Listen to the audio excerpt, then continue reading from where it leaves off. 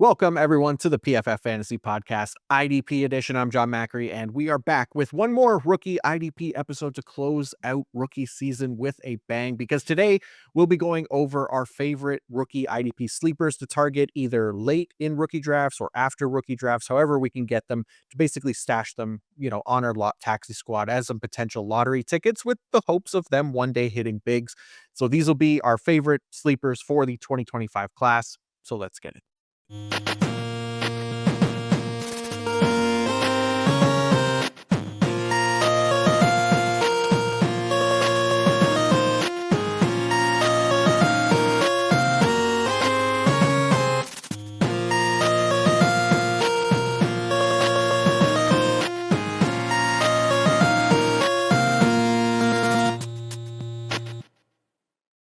All right. I said we are closing out our rookie season with a bang because we are not the Toronto Maple Leafs who will only ever manage to go out with a whimper. Oh, no. We are closing out rookie season with, one of my favorites here because it is my favorite time of the offseason covering the rookie season. And I had to bring on one of my favorite guests to talk rookies one last time this offseason, an IDP legend, the Green Dot King himself, the mighty Mike Woellert. Mike, what is up, my friend? What's going on, Macri? Yeah, this is a classes came and went, and now it's the rookie content is like taking off. Everybody's doing their rookie drafts, and yeah, definitely excited to get into some sleepers. And yeah, I mean, next thing you know, we'll be kicking off here pretty soon. Just feels like the Super Bowl just ended. Yeah, dude, this is the end of rookie season. Like, there's always some kind of like just like a short dead period, but like the build up to like fantasy draft season, and just counting down until week one, it goes pretty quick, man. Like we're gonna blink. OTAs are gonna be here. We're gonna get a ton of guys in shorts that we're gonna have to react to, which is always fun. And then yeah, training camp and preseason, and it's gonna go quickly here. So I'm glad that we, still get to talk some rookies. It's still early enough in the off season, and yeah, like you said, there are people still doing their rookie drafts. I know I got at least a couple still left after doing I don't know like 5 or 6 already. Probably a little bit more. I don't know. I've lost count at this point, but yeah, this will be fun. I'm really looking forward to this. Yep, and we are talking sleepers. So at least Oh for yeah. me, we were going into the deep cuts. Yep. At least that from what I've seen, we're going into the deep cuts. So we're not talking like Pearl Jam's Alive or Jeremy. We're going in like Dirty Frank, and we're going in like Footsteps and all the unreleased stuff. We're going into some deep cuts. Nice, nice. Yeah, I could always count on you for the yeah, the deep cuts, Mike. And yeah, I'm with you. Like this is it's gonna be fun, man. Like these are like we're gonna cover players that are basically drafted day 3 or later. I think there's just one exception. But even in that one exception, like it isn't a player likely to get selected within our first 5 rounds of IDP rookie draft. So these are gonna be, yeah, the deeper options that can have some IDP value for us potentially down the road as we, try to shine a light on these players that the NFL basically deemed unworthy of early draft capital, and hopefully, these players can prove them wrong. So we'll get into it, Mike. And let's start right away with the Los Angeles Rams. I feel like we have to talk about their linebacker core. They present us with a number of different options that maybe all have an equal shot of emerging as a starter when considering like their current crop of options that they have. So you've highlighted Shaun Dolac out of Buffalo. What do you like about Dolac, Mike? Oh man. I mean, I've been carrying the water for Dolac, I think, since February, when I started my that Couch Scouts All 22 series. So I've liked this kid for ever since I just I found him. So like highest graded linebacker overall, fourth highest in run defense, the highest graded tackler, tied for sixth in pass rush, and the highest in coverage. I think he's probably getting dinged maybe for the conference, but I mean, the MAC is still a pretty solid conference. I mean, is it a Power Five? No, but I think it's respectable, and he turns some pretty decent games against some of the decent competition in the MAC conference. So, I don't know, dude's a tackle machine. And you know what? And he's one of those guys. He also has some things that you can't measure. For me, he's an overcomer. Snubbed at the combine, killed it at his pro day.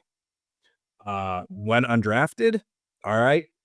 I think he's going to kill it for the Rams if he's given a chance.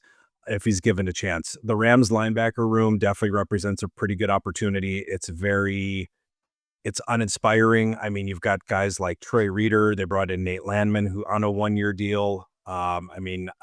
Omar Spates. I mean, I know we all want to get excited about Omar Spates, but I mean, again, there's not a guy in that room that is going to dominate the snaps or is going to dominate things that you come and say, yeah, that guy's a must start. So for me, it's a wide open linebacker room. But for me, what I've seen, he's just really good vision, really good intelligence, especially in run defense, strong instincts, physicality, just unafraid of who he's facing.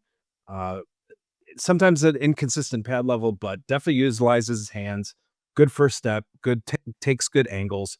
And as I mentioned, and I know like what you said, he's that spunky underdog, and I'm just fully on board the Shaun Dolac bandwagon. And I think he's one of those perfect end of draft targets. Either you draft him in that 6th, 7th round, or you've got some roster cloggers on your dynasty roster that, someone like Channing Tindall is probably just wasting space.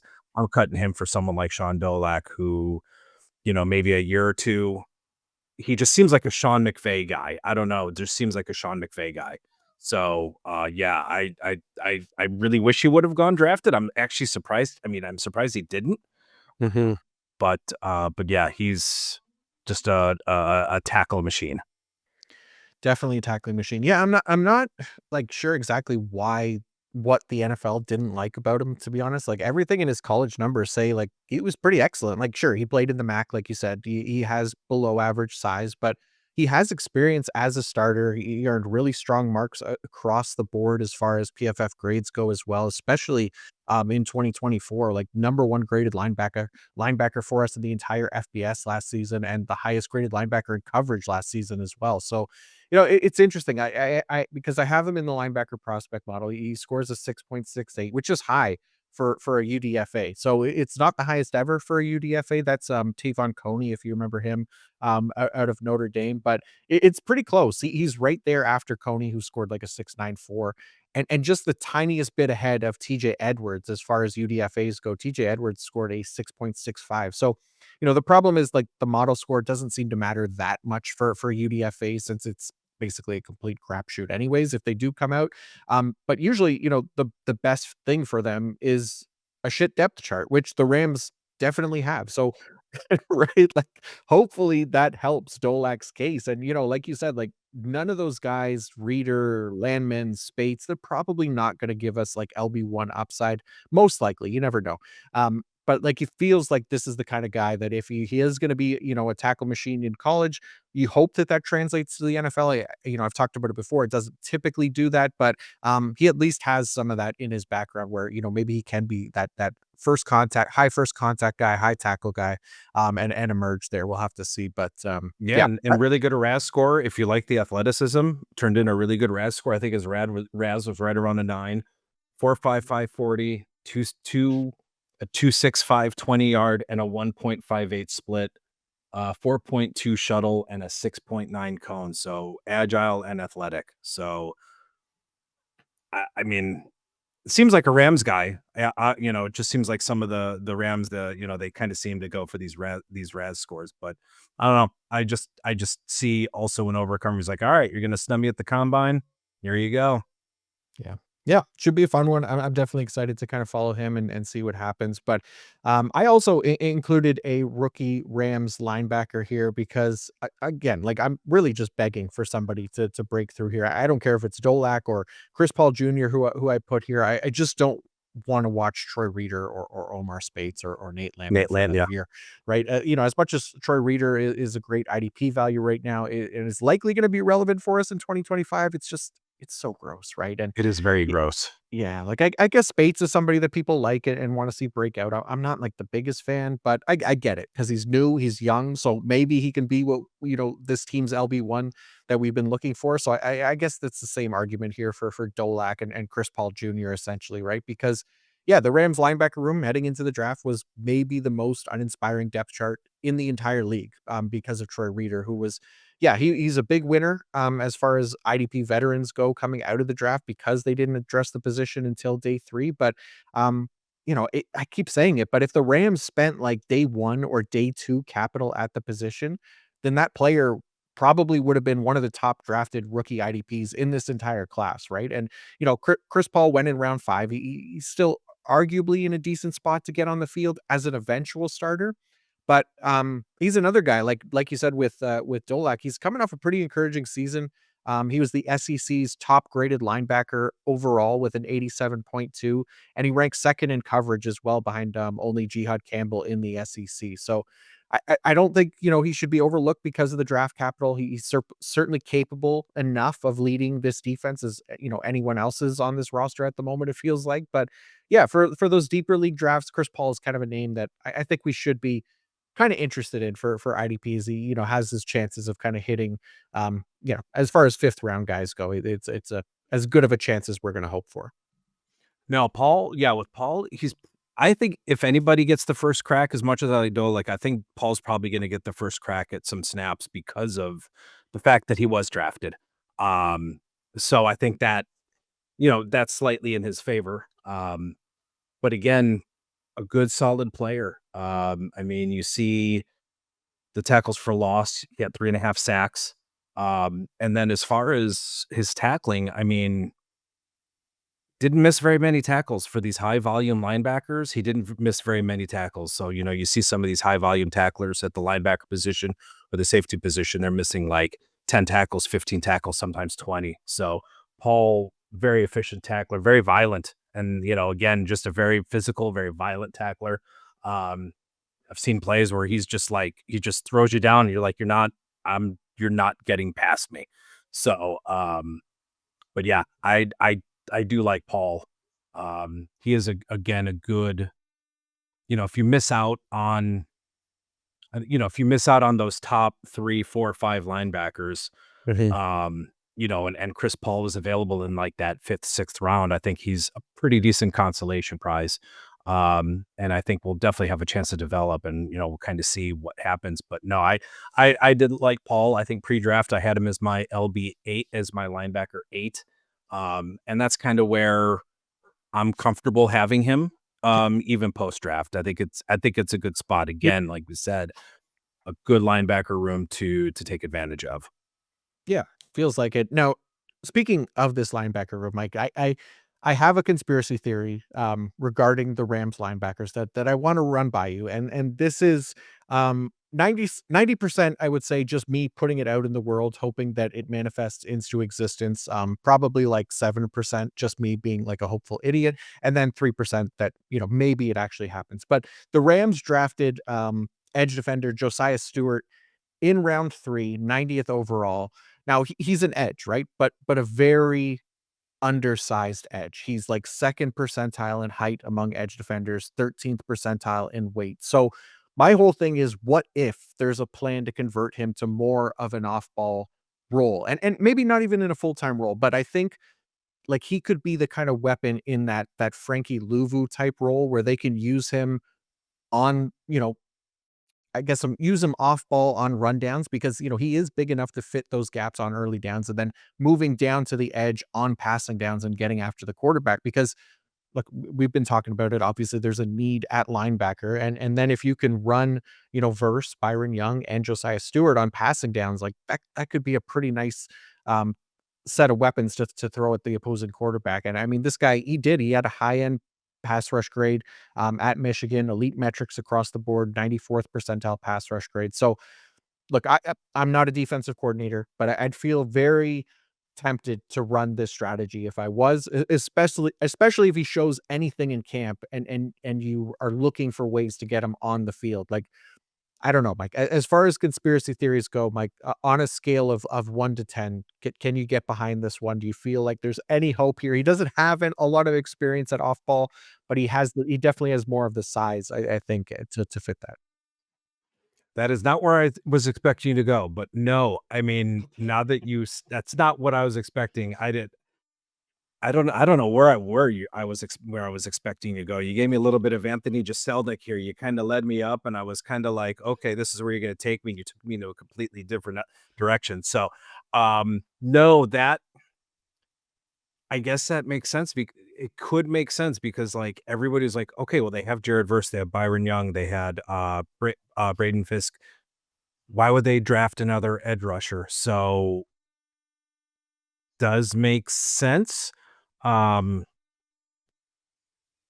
he could, I guess he could kind of be a Frankie Louvu type, or even I guess I mean Zach Bond is kind of a very maybe similar, Right. kind of does that same thing. So yeah, I mean, if you have, let's see, if he has a DL designation, he does play line. I mean that could be a decent yeah, decent play because like he is explosive. I mean, when he's Yeah. explosive off the edge, and I guess that'd be interested to see if the Rams do that. I can get on board with it. Okay. Okay. Yeah. Again, I'm just kind of putting it out there in the world, hoping that Sean McVay, avid listener of the podcast, will hear this and think, you know what, that's actually not a bad idea if they haven't already thought of that. Just because, again, the size, like completely undersized for an edge defender. How is Yeah, that going to translate at the NFL level? Like, probably don't have plans for him to be like a full time starter at the yeah. position, but they spent a third round pick on him, so yeah, I don't know. We'll have to see, but Well, what was anyways, that funny is I because I'm thinking, okay, they're young, they've got Verse, and and then I looked at and I'm like, oh, Byron Young's already 27 and still in his rookie contract. So I mean, yeah, he is older. Yeah. he's definitely he's an older prospect, I guess you could say. Yeah.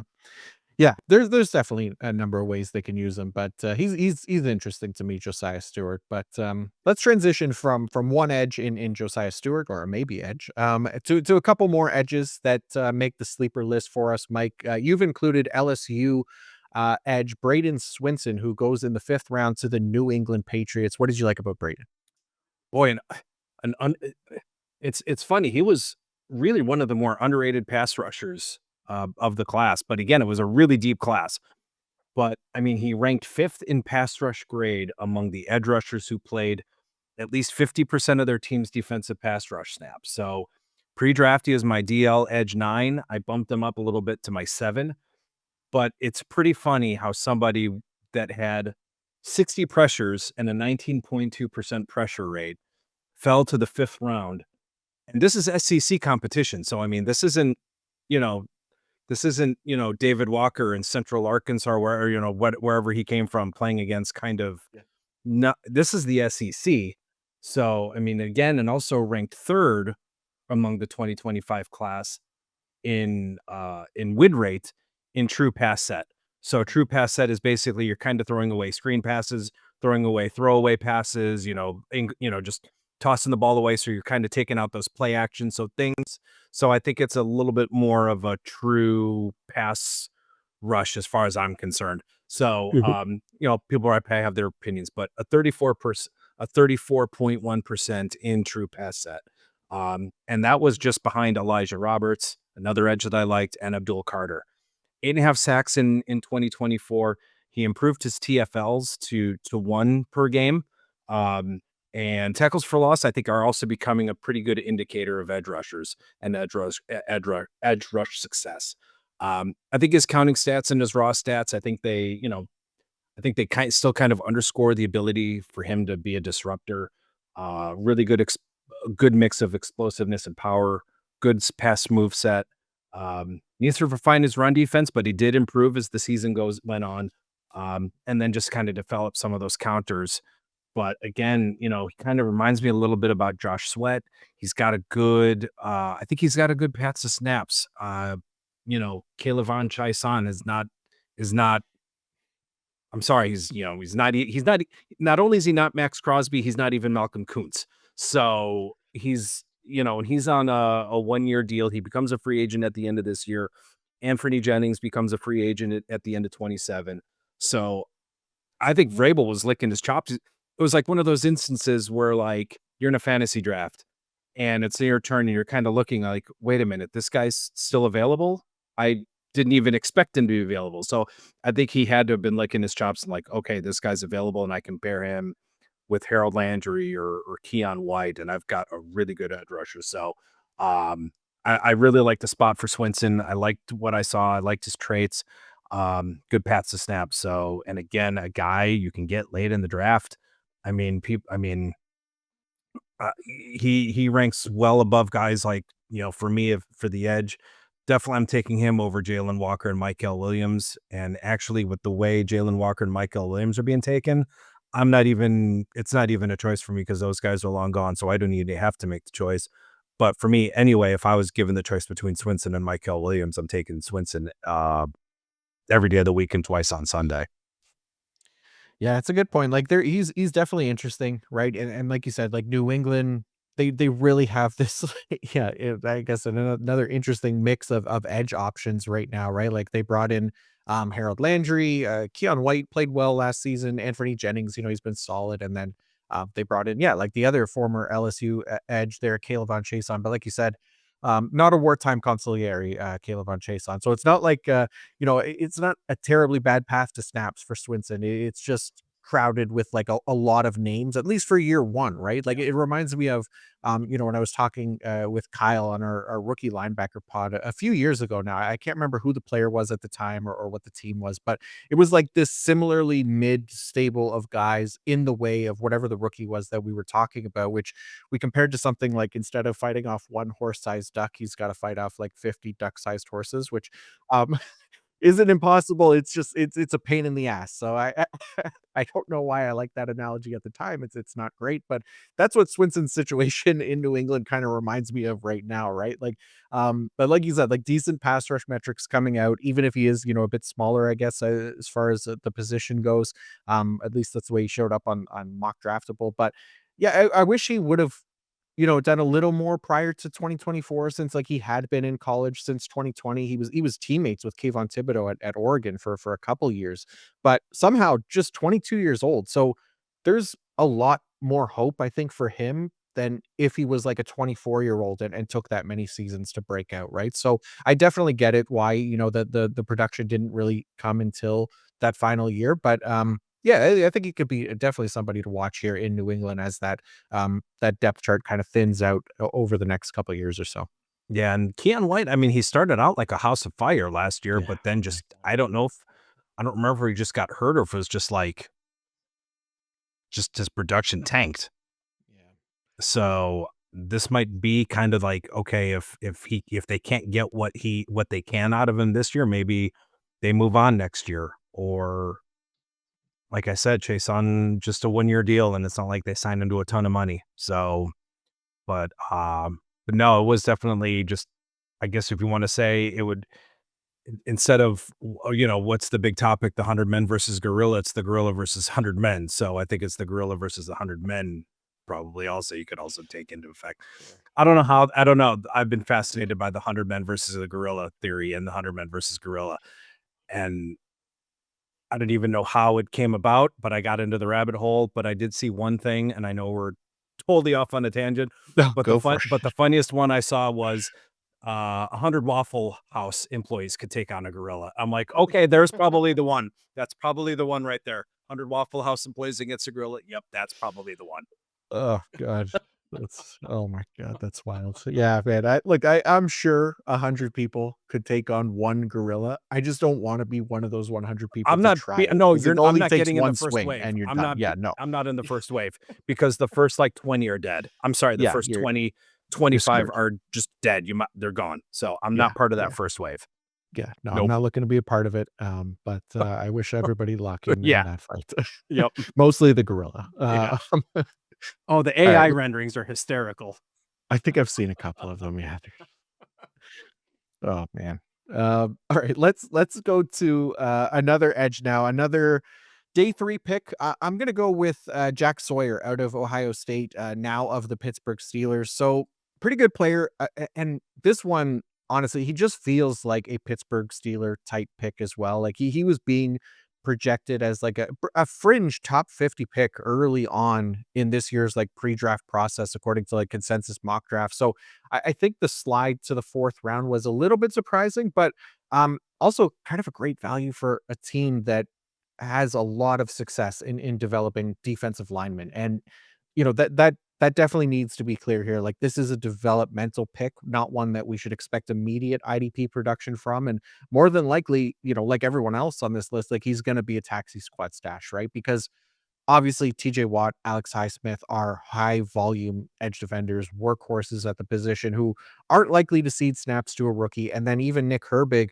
has shown a lot of promise as a rotational option when given the opportunity. So the path to snaps for Sawyer is anything but immediate. But TJ Watt is in the final year of his contract. Nick Herbig has 1 year remaining after this season. So it makes sense that the Steelers are replenishing their defensive line a bit this draft. I think that's important for them. Obviously, it's been a key for them for a long time. So having options there is definitely important.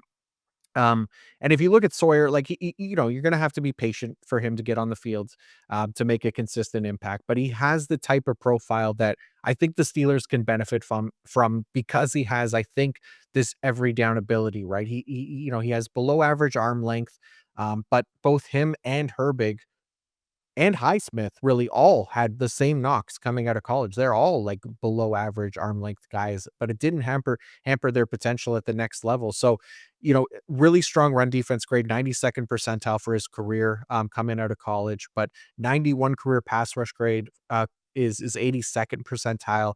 And he just got better year over year, like his past 3 seasons with Ohio State. So definitely potential here, and for those deeper leagues more specifically. So probably not going to be much more than like a 6th round rookie pick for those deep kind of rookie draft leagues, but certainly a player of, I think, interest considering the long-term potential here in Pittsburgh. Yeah, I was a little pissed that Pittsburgh took him because it's like you said, he's like that is a such a Pittsburgh Steeler pick.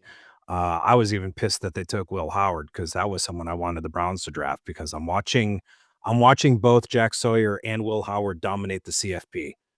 And it's not like they played cupcake defenses. I mean, those were some top defenses that they played against, but and even top offenses in Sawyer's case. I mean, Sawyer had a productive regular season, but he showed up in the CFP, 21 total pressures, a 15.8% pressure rate, 4.5 sacks.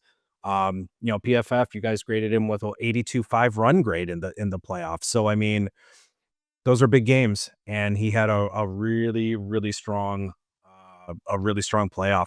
Good tackler, physical, and yeah, like I said, he can play with his hand in the dirt. He can play that edge, um, and sometimes Highsmith and TJ Watt aren't the pinnacles of health, so they do Sure. get dinged here and there. So, and if TJ Watt, I have a f I don't think he's leave. I gotta believe he's gonna be a Yeah. Pittsburgh Steeler. I don't believe he's gonna be traded. Um, I have a feeling he's gonna be re-signed. Even though, like, it hasn't really translated into, like, playoff success, Watt just is a Steeler. So, I don't see him really going anywhere, but again, they're not, you can count on Watt probably missing a game or 2, or needing a spell, needing a breather, and same thing with Highsmith. So I think again they get one of those high motor edge rushers that is just gonna play until the whistle and is not gonna stop.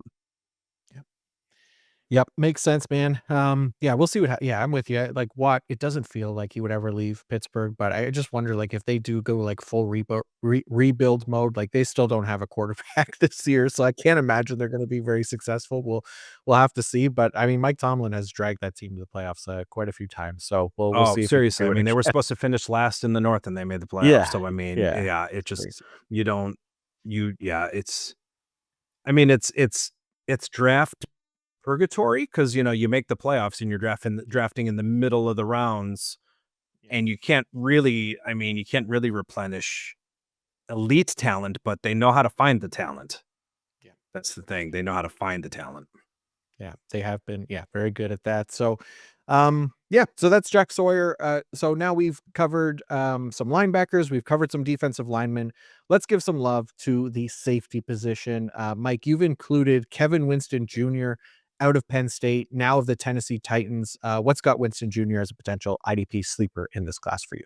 Yeah, I mean, obviously, not much to go on with the 2024 tape because basically he was knocked out after 74 snaps. I think it was week 2 against Bowling Green, but that first game, I think it was it West Virginia, I want to say. where he had whatever the first game was, where he had 12 tackles and a forced fumble. I think the knee injury dropped him to that third round. I think he's a first round talent. Um, but obviously the knee injury, knocked him down, and obviously Tennessee took a third round pick. Probably were happy or were not concerned with his medicals, but 208 pounds, you have 215. I thought maybe saw him at 208, but a good build for a safety. And he can play the new he can play the new two high, single high. He can play in the slot. He can play in the box. He played 35% of his snaps in the slot and the box role in 2023. No missed tackles during 2023, so a very reliable tackler. Obviously injury limited to just 13 or 15 career starts. Really solid pro day, 4.5140, a 1.51 10-yard split. Amani Hooker is set to become a free agent, I believe, at the end of this season. Not a high caliber IDP producer, so I think Winston has a chance to come in. I don't think he's probably going to play a whole lot of snaps this year, but I think come next year, he'll probably, have that opportunity to play. He'll be fully, he'll be probably, over a year removed from the knee injury. So I think next year is probably when he's going to have that spot to compete for Hooker's spot. Right now, probably looks to be that third safety, but again, I think Tennessee only went with 3 safety looks, not very much. I think it was 11% of the time, and then they went 3 safety on obvious passing downs. So I don't know. You're probably looking at if I were to project for this season, you're maybe looking at 200, 300 snaps, but you're probably stashing him for next season because I think, in my opinion, of the tackle upside. But a good, solid athlete, good scores, and Duffy can play. Yeah, for sure. I like Kevin Winston Jr. Like you said, I mean, look, maybe not so much for 2025, but I think going forward, like, Amani Hooker, Xavier Woods, those guys will start this year. We talked about him last week too. Glosser was on here last week, and he guaranteed that Amani Hooker would not be back with the team in 2026. So yeah, there could be a path for Winston for as soon as year 2. We talked about it last week as well, but I think, like you said, just getting his feet wet and not being thrust into a starting role as a rookie after missing basically the entire 2024 season is probably the best thing for him, right? Getting him in year 2 after getting back up to speed could be beneficial to not just his development, but in making sure he stays healthy as well. So, he is the least experienced safety basically in this entire class as far as college snaps go, but I don't expect him, to do anything as a rookie anyway. So year 2 could absolutely become a nice value for Kevin Winston as a starting option if Amani Hooker is gone. Yeah. And yeah, I was looking at the weight. I put 215. I got it from the combine and pro day, whichever one it was, numbers, but yeah, PFF has 208. PFF's gotta update those numbers. I don't know what's going on there, I but think I trust yours more than mine, maybe. okay. No, it's the PFF numbers need to be updated, and I'm not gonna be the one to volunteer to go through and make sure all those are up to date. It'll be somebody else's job. Okay, so we literally just published the rookie safety episode, last week, and one of the players that I purposely kept off because I knew we'd be talking about him today, and that's Lathan Ransom, another Ohio State guy that this wasn't intentional, by me, but obviously, being a national champion, they're gonna have good players that we should be interested in, right?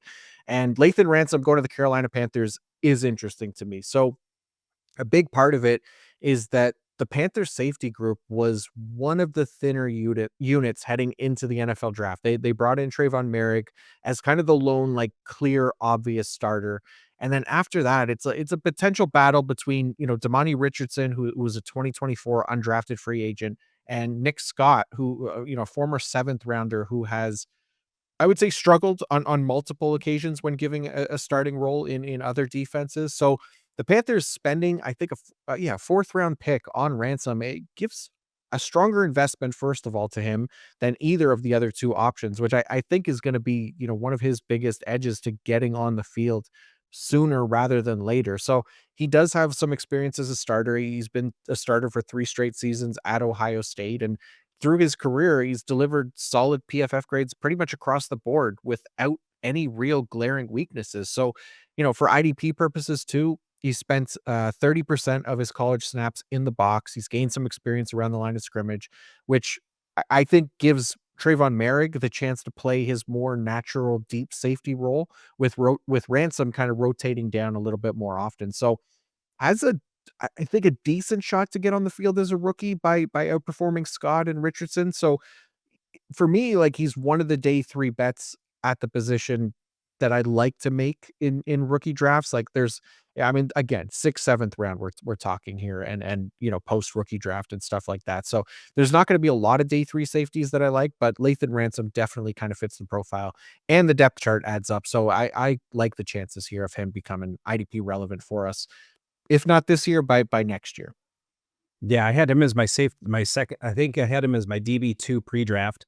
That's Right right. now, I think I have him as my safety 4. But I mean, again, like you said, I mean, I think I mean, take it for what it's worth. I think ESPN bumped Ransom up to a starter. So Hmm, obviously, that's interesting. not gospel. But I mean, Ransom played over 2,000 snaps. Couple of different injuries, but again, good solid tackler, good around the line of scrimmage. I think he had 13 defended passes. He'll force fumbles, so really good, really busy hands. If he can knock the ball out, he's going to. Good a tackler. 40% of 40% of his snaps are on the line of scrimmage, so getting those snaps that we want him to play. But again, really physical playmaker. Um, no, I'm a big fan of Ransom. He was one of my guy. I kind of labeled him as one of my guys during the pre-draft process. Um, so I think again, kind of with this position flexibility, kind of play everywhere. I think he will bring kind of that physical presence to Carolina. So I'm a big fan of Lathan Ransom. He stuck out uh the pre-draft process, and then as soon as I saw, okay, Caleb Downs is going back, okay, Ransom is going to be up there. So seems like Ohio State. I mean, Ohio State just seems to just churn out defensive talent. I mean, between him, between JT, between Sawyer, and then even next year they'll have Sonny Styles, they'll have Caleb Downs. I don't know who they'll have on the edge, but they just seem to be turning out just NFL talent. I still don't know why the Cleveland Browns ignore Ohio State when it comes to drafting. It just doesn't make any sense to me. Yeah, it's interesting. Yeah, it's funny because I know I brought him up as a sleeper, and then I saw your rankings afterwards, and you had him at safety too, and I was like, well, shit, he's not a sleeper to Mike. So like, still have plenty to say about him, and I like him quite a bit. So I was excited to see that for sure, and yeah, hopefully, he can emerge as IDP relevant for us. But look, we've covered every position now for IDP, but I think we go back to the linebackers. We just roll with some linebackers now, Mike, to close it out. We got a bunch of linebacker names here to talk about. We know that's what the people want. You've got an interesting name here. Ruben Hyppolite. Ruben Hyppolite. Hyppolite, yeah, Hyppolite. Okay. Yeah. Okay. Out of Maryland. Goes to the Chicago Bears. A tough name to say. Maybe a tough path to snaps as well. But Mike, you see a path to be optimistic about him here. So tell us about it. Yep. So first of all, you're probably gonna if you're watching this, you're gonna see a lot of red, similar to the Kenny Rogers Roasters apartment, Kramer's apartment overlooking Kenny Rogers Roasters. So just don't worry about that. But with Nothing Hippolyte, to yeah, see you here. know what? Like I said, I told you we were gonna go a little deeper, and you probably are gonna pull. If you were gonna pull up a GIF, you're probably gonna pull up that Snoop Dogg GIF where he's going who. But yeah, first of all, the fourth round capital kind of gave me a little bit of a side eye, kind of got me to raise my eyebrow a little bit. And I tried to seek him out. And I was able to watch one of his games from last year. And, he's little undersized, but 236 pounds. I think he's got a good physical build.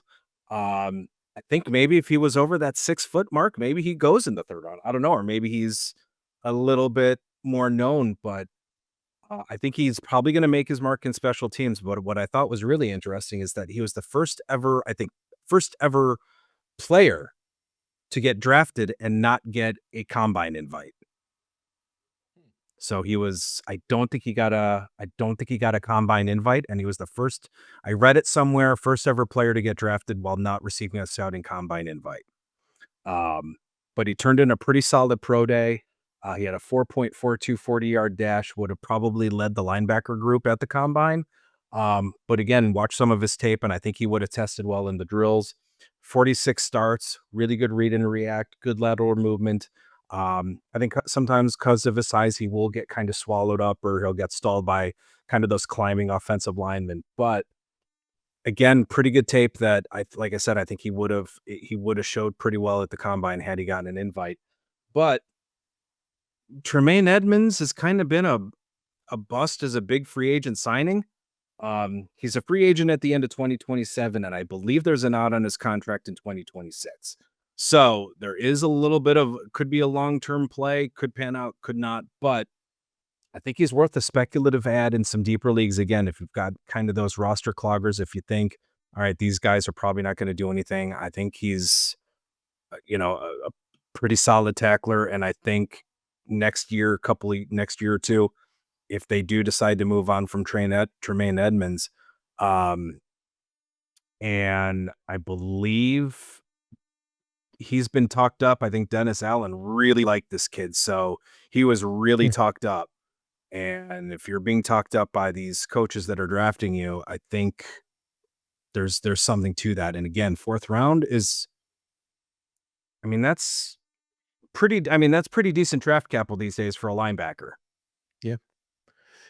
It is, right? And I think that's yeah, really surprised me. And I mean, I guess I should like address the Kenny Rogers roasters read here just to give like some context, right? Because yeah, I guess I was like surprised that that he was a fourth round pick because he didn't score well. Obviously, PFF grades wise and stuff like that, which obviously we know is not the be all end all. We're using this as a guide, and the same thing with the rookie linebacker prospect model. We're using it as a guide, not a, guaranteed set in stone kind of ranking system or anything like that. So, just looking at like some of the comparables for Hippolyte here, 5.53 prospect model. There's been 120 linebacker prospects to score 5.50 or lower since 2018.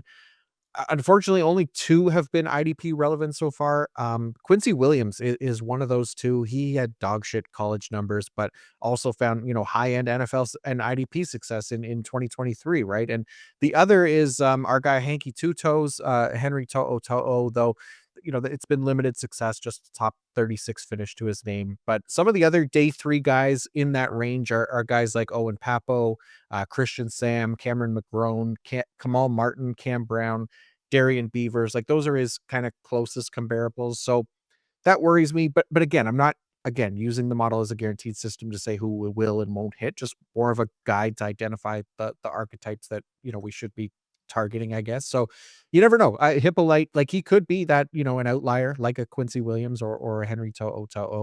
Who knows? But yeah, I like that you're exposing me to different players and ideas that I guess I wouldn't have necessarily been covering otherwise. So an interesting name here that now is on my radar, and I got to keep an eye out for here is Hippolyte the second. Yeah, the second, which is like, wow, It's important. there's two. Okay, there's two of these guys. All right. But Yeah, no, but you go back and you're like, all right, so there was two out of the, two of these guys. So again, you're telling me there's a chance. that's exactly what it is, man. That's the case for all of these sleepers. Like you're telling me there's a chance. They're all very low, I guess, low success rate possibilities, but some of them are bound to hit. All right, linebackers galore here. Up next, because I believe I covered him in our rookie linebacker episode with Kyle. It's hard for me to keep track of all these players, guys that I've covered it, where I've talked about them. But anyways, Jack Kiser of the Jacksonville Jaguars, former Golden Domer with Notre Dame, and someone I really liked pre-draft as a sleeper as well, and still do post-draft here because I think like, I actually like this landing spot with the Jaguars. Like, there might be some sneaky value here despite, the fact that Jacksonville does have 3 players at the position that they're currently heavily invested in, right? Like, obviously, Foye Oluokun, team's top option. He got a long-term contract that'll back that up. Meanwhile, the team also spent a first and a second round pick on Devin Lloyd and Chad Muma in 2022. However, the team also just declined Devin Lloyd's 5th-year option, And that leaves both Lloyd and Muma going to be expected free agents at the end of this season. So Lloyd and Muma clearing the way in the 2026 offseason, I guess that would clear a pretty significant path to snaps for Kiser, who owns one of the stronger linebacker profiles coming out of college, a 91.9 career PFF grade. That's 95th percentile. 92.0 run defense grade is 97th percentile, and an 86.5 coverage grade is 81st percentile. And then just a 4.8% career missed tackle rate is 99th percentile on nearly 2,000 defensive snaps. So betting on, I think a potential path opening up for a capable linebacker like Kiser is, in the 5th round of rookie drafts. And the team spent an early 4th round pick on him. We just talked about, 4th round pick is not a bad price to pay for a linebacker at these in the NFL draft. And there's guys that come out of that. So, and to me, one of the better, I think, late round IDP values in this class, and somebody that I keep going after for sure. Yeah, I pretty much said it all. The clear path, sneaky athleticism. It was one of those reactions where it's like Jacksonville got him. We're like, oh, and then you're like, oh, wait a minute. Yeah, they Right. didn't pick Yeah. up Lloyd. Muma's a free agent. So it's like, okay. And I thought I read something. I don't remember seeing Foy's contract, but I don't know if I thought I saw maybe there was another out in 26. So Probably. I thought I saw something, but, and you got a new defensive coordinator. So I'm not saying Foy and Devin Lloyd are going to be bench people, but Anthony Campanile is not loyal to any of these guys. He's a new defensive Mhm. coordinator, and there's no loyalty right now, and you kind of come in with a fresh slate. And I don't know, for me, Kiser kind of fits what Campanile wants to do, and I think Lloyd does too. But I'm not saying Lloyd and Kiser are going to be the two linebackers, but I think those two kind of fit what Campanile wants to do. But no, I'm with you. I wrote up. I wrote up Jack Kiser a few weeks ago, right after the draft, and how it was a really good spot, and that definitely needs to be, 5th, 6th, at least draftable. He's definitely draftable with that path that could open up next year. Mhm. Yeah, looking forward to that one.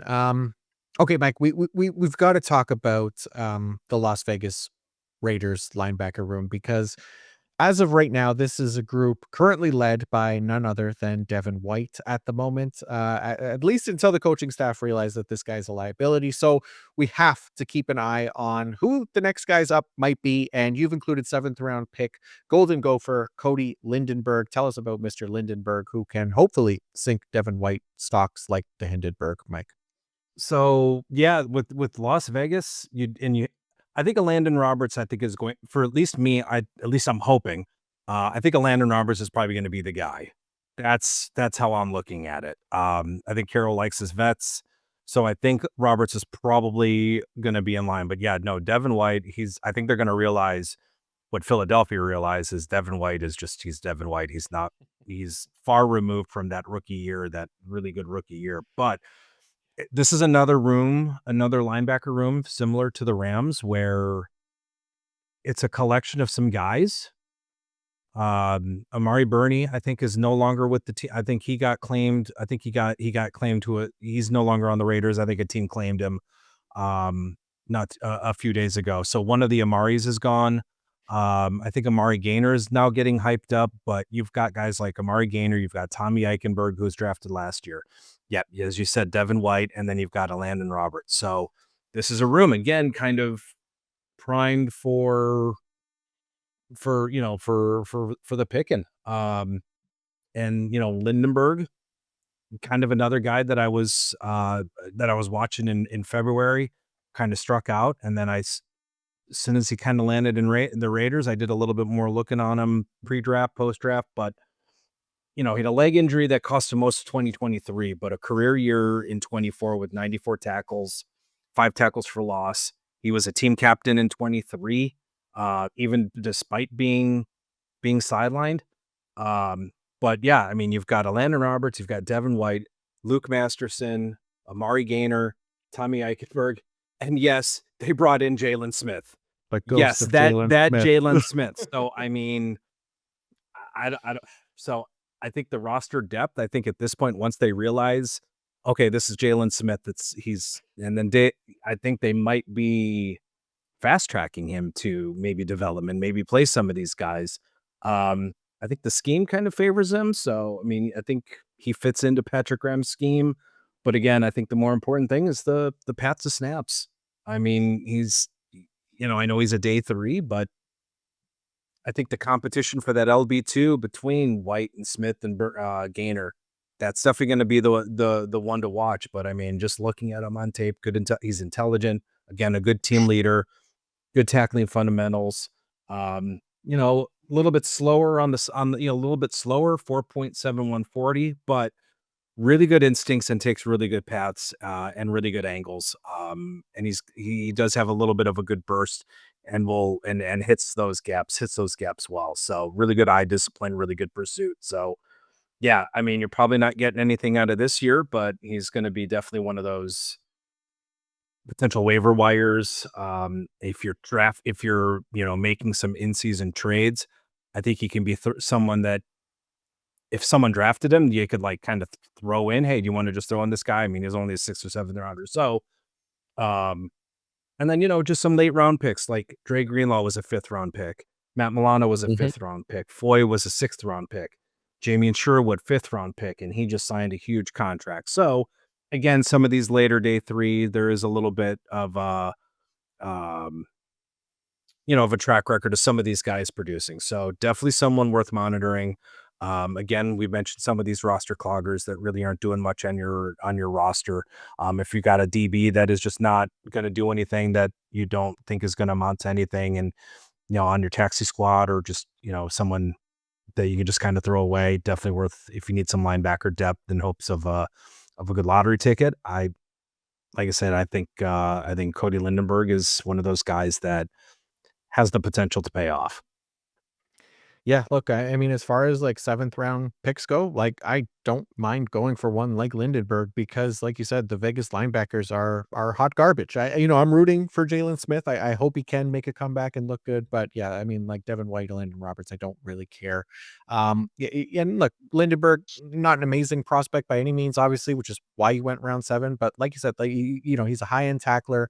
It's a weaker path to snaps. No idea how they feel about Tommy Eichenberg. Maybe he's still an option for them, which is certainly possible. I just realized that they could start both of these guys, Cody Lindenberg and Tommy Eichenberg, and refer to them as like the 2 icebergs or something cool like that.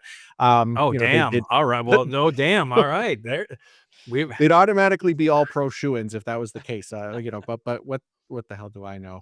Instead, they'll probably roll out Devin White and Landon Roberts all year and be leaky AF in the middle of the defense. But yeah, could be a fun one. Dual icebergs. There you go. Patrick Graham. You're welcome. Figure it out. But uh, not a bad call. All right, I'll throw out one more name for the linebacker position. And again, sorry if you've heard me talk about this guy already here since the draft, but Teddye Buchanan, going to the Baltimore Ravens out of Cal. He also a 4th round pick. So prior to the draft, like he was someone that I kept seeing in like the 5th or 6th round in consensus mock draft. So the Ravens like this guy, I think, quite a bit to take him in round 4. And what's becoming a little bit more clear is that the Ravens do not like Trenton Simpson all that much because even though they moved on from Malik Harrison and Chris Board this offseason, both players were starting well ahead of Trenton Simpson in 2025 from week 12 on last year. Trenton Simpson was basically an afterthought in that defense and just obviously wasn't playing up to snuff for what the Ravens expectations were of him in year 2. And they essentially benched him for the latter half of the year, right? So it's not to say that Simpson can't improve or, will be in starting consideration for this year, but I think that leash is shorter for him with this coaching staff, right? And that's kind of the key here because you bring in someone like Teddye Buchanan now, gets decent 4th round capital, and is almost immediately no worse than basically LB3 in Baltimore, considering the lack of options at the position behind Trenton Simpson and then obviously Roquan Smith. So has nearly 2,500 defensive snaps to his name coming out of college. He's just 22 years old, both in the FCS and Power Four conferences is where he played. Buchanan, look, strong tackler. He knows how to wrap up. Just a 6.8% career missed tackle rate for his career is 94th percentile. And then great coverage numbers, 98th percentile career coverage grade as well. So look, if Simpson continues to kind of falter in Baltimore as a starter, like Buchanan looks like he has the potential at least to be the next man up and hopefully return some of that IDP value that we're hoping for from that Ravens LB2. And if we could get him as like a late fifth round or sixth round or seventh round pick in rookie drafts, like that's a value that I want to try to get in on for sure. Yeah, for sure. A guy, yeah, again, he was a guy that kind of got in on my radar after the combine. Um, Explosive. Um, I think he had he had a 40 vertical and a 10-foot broad. Pretty solid 40. But like you said, good tackler. Um, and just and pretty good competition. So I had him as my LB10 pre-draft, but I think I bumped him up post-draft to my LB5. So Nice. I Well, like the spot. I don't think they think of anything more of Trenton Simpson. So uh I think Buchanan could be one of those sneaky waiver wire pickups in redraft leagues if he ends up overtaking Trenton Simpson. So no, I'd really like Buchanan. nice. Yeah, I like the potential there. So yeah, seems like we're both starting to get off the Trenton Simpson wagon at this point and hopefully hitching, a new wagon to a potentially better horse here heading into 2025. So speaking of Ravens linebackers, Mike, we do have one more player that we have to talk about. I know you are a big fan of Jay Higgins out of Iowa. Ends up going undrafted, which was, I think, a surprise. Right. But how are you feeling about Jay Higgins now coming out of the draft, landing with the Ravens? And I guess, yeah, you're surprised at him being undrafted as well. Yeah, I'm just curious to just kind of hear your thoughts because, like, pre-draft, I thought he was just going to be a shoe, and even before the combine, I thought he was a shoe in as at least a top 100, top 150 prospect. I mean, I saw a very productive linebacker. Um, his speed didn't stand out, but like his instincts and where he almost seemed to know where the ball was going, so that kind of covered up the fact that he didn't have a whole lot of speed.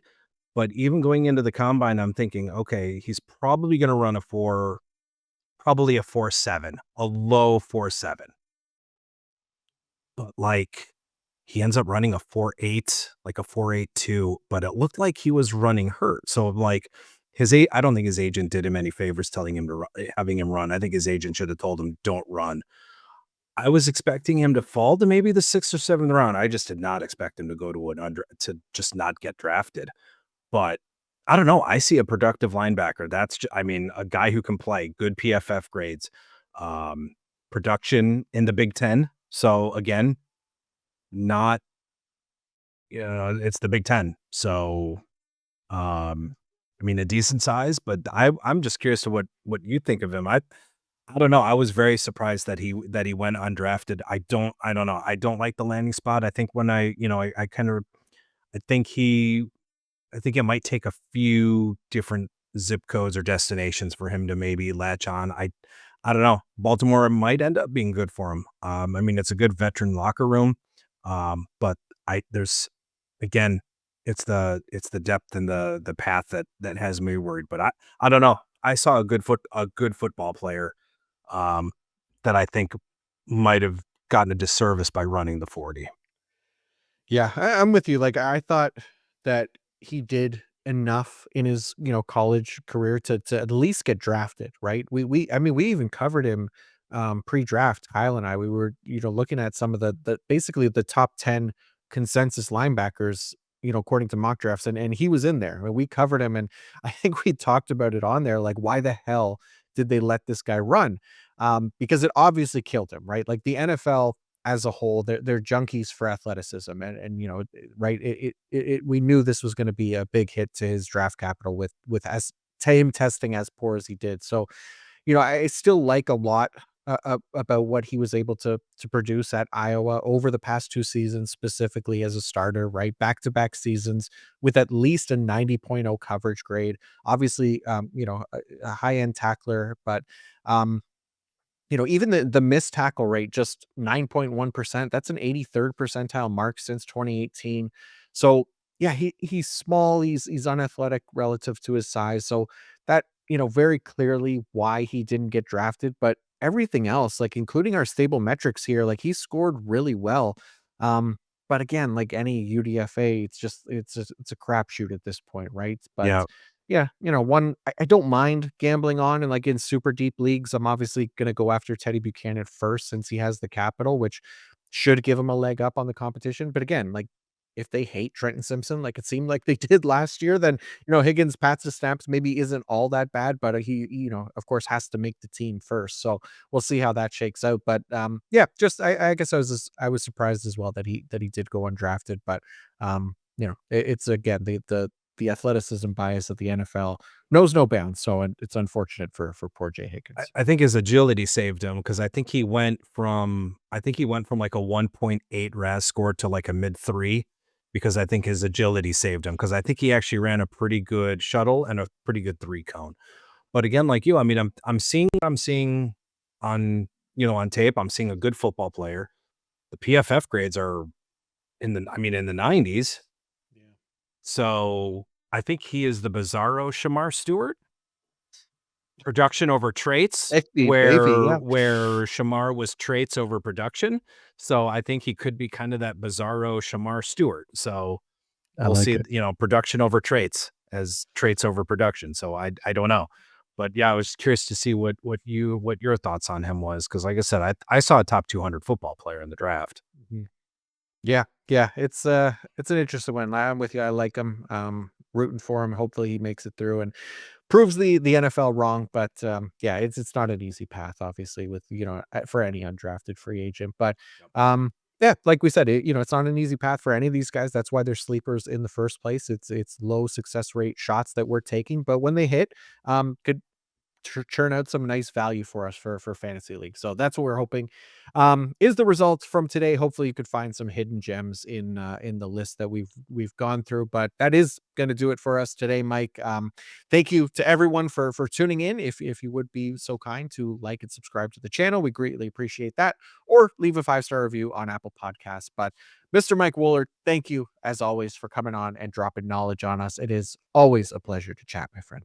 Absolutely. Always glad to be on with you. Like I said, I'll run. You asked me to be on the show and I run to it. But hopefully you provide you some names that like when you draft them, your league mates are just like either making fun of you or asking who is this guy? And then in like 2 or 3 years, you've got an LB1 and they're just like, how did you know? And you're just like, well, Yep. So hopefully we'll provide you a few of those names that can make you look really, really smart. And if these guys don't pan out, all of these videos and articles and content will disappear from the internet forever. They never happened. Yep, gonna scrub them. Make sure that yeah, nobody finds them ever again. But no, we've given ourselves at least a couple seasons here for these guys to pan out. That's really what we're looking at, like long term plays here for the most part. But yeah, appreciate it, Mike. And obviously, this is just a taste of the work that you're doing this off season. Please let everybody know everything else that you got going on over at the IDP show and the rest of this off season. Yep, just released my article on the redraft rookies to target. Projections are out and always being updated. And also, we just released our draft assistant. So if you're starting your drafts, use the IDP draft assistant. It's using our projections to kind of give you an idea of who to draft. If you're unsure of who to draft between 3, 4 players, plug it into the draft assistant and we'll kind of give you the idea of who to draft and kind of plugging in now into the off season. OTAs are beginning and green dot hunting has begun. And it's we're heading into the fire. Nice. Love it, man. Yeah, excited. I've seen you, yeah, hunting some green dots already very early here in in the off season. It's still only May, and Mike is on the lookout. So make sure you do follow all of his work, and yeah, stay locked in over at the IDP show as well. But again, thank you everybody for tuning in. I think next week we will start focusing on our Dynasty IDPs. So we'll move away from the rookie content. I'll start pumping out some of the Dynasty IDP rankings, videos and things like that. But thank you all again. And until next time, peace out.